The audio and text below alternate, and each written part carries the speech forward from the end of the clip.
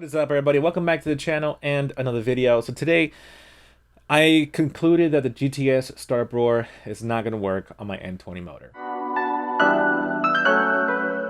So if you follow my channel, my Instagram, you know that I have tried to do the GTS startup roar multiple times on my N20, and unfortunately I have had very little luck on getting that to sound properly. So this is how it's supposed to sound. And this is the result that I'm getting. And obviously I've done other videos on this. You can watch them up here and just my process in doing it. The first time that I did it, I basically just was straight pipe from the cat. I deleted the muffler and the resonator and it bottled down. It just choked up. It stalled almost.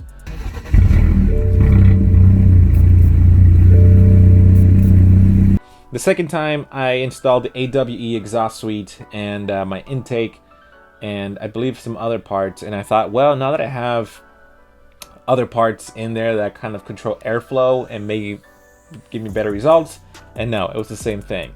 And now that I installed more parts, you know, I have now, I'm pretty much almost fully bolted on except for an intercooler and a downpipe, and still no luck. You know, I have a proper catback system, I have an intake and inlet, and I'm still getting these ugly chokes at startup, and it's not really appealing. I mean, people look at me when I start up the car at the plaza and they're like, what is wrong with this BMW, right?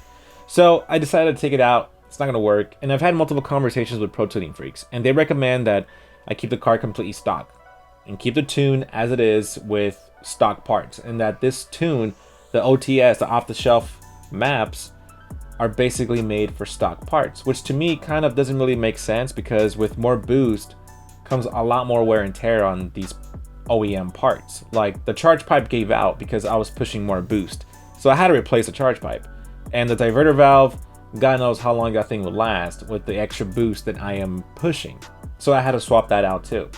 So a lot of things that I've done on my car are preventative, and I've done that to basically keep up with the tune that I have. So here are some sound clips that I've recorded on a progression of driving over 50+ miles. There are various times that I've driven to the store, to the mall, and again, it all totaled up over 50 miles of driving, which I think it's enough time for this GTS startup roar to actually take and adapt into my car. So here are the sound clips.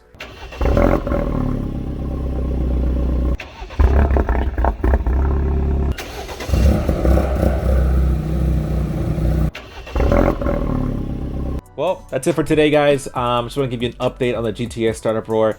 If you have good success, comment below and upload a sound clip and tag me on it. I would love to see what your N20 is pushing.